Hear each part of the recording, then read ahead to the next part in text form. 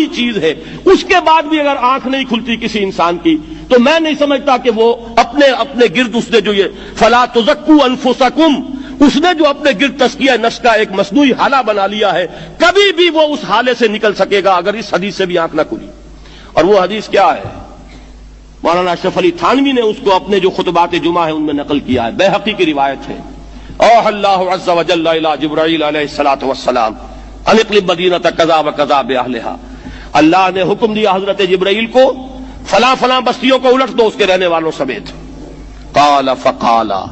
حضور نے فرمایا، اس پر حضرت جبرائیل نے عرض کیا بارگاہ خداوندی میں،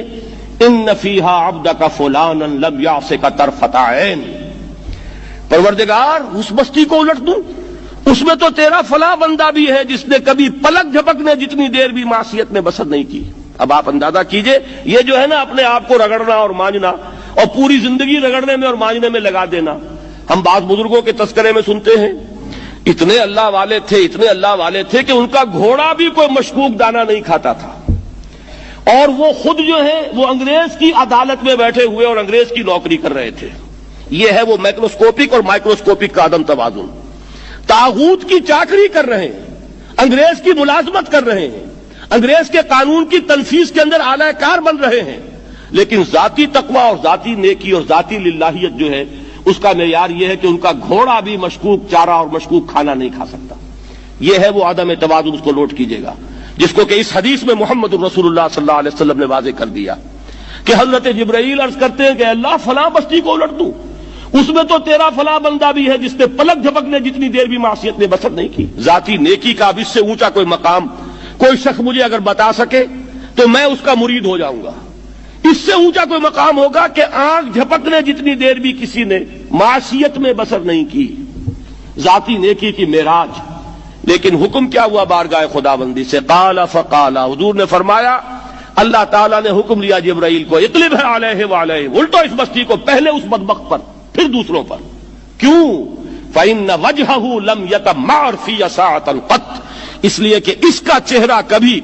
میری غیرت میں سرخ نہیں ہوا، اس چہرے کا رنگ نہیں بدلا۔ بے غیرت انسان،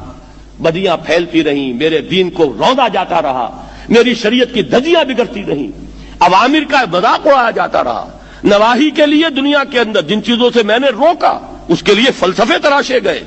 اور یہ لگا رہا مست رکھو ذکر و فکر صبح گاہی میں اسے۔ یہ سوائے ذاتی اپنے اس اصلاح کے اور ذاتی تقوی کے اور ذاتی نیکی کے اور ذاتی عبادت گزاری کے یہ میدان میں نہیں آیا، اس کا خون نہیں کھولا کبھی، اس کے چہرے کا رنگ متغیر نہیں ہوا، لہذا یہ دوہرا مجرم ہے۔ یہ ہے وہ تصور جو یہاں پر نوٹ کیجئے۔ ہاں، اس کے یہ معنی بھی نہیں ہے کہ نماز بھی نہیں پڑھ رہے،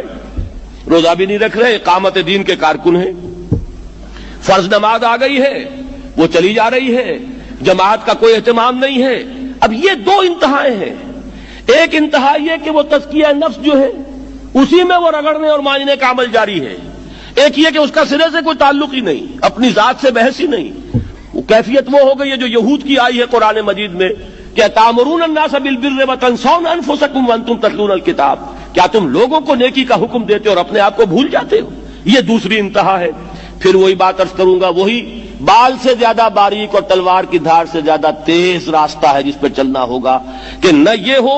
کہ وہ مبالغہ ہو رہا ہو،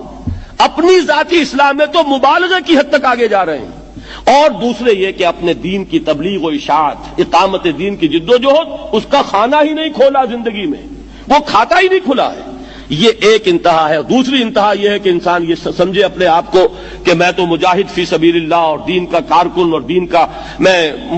اللہ کے دین کو قائم کرنے کی جد و جہد کرنے والا ہوں، جبکہ حال یہ ہو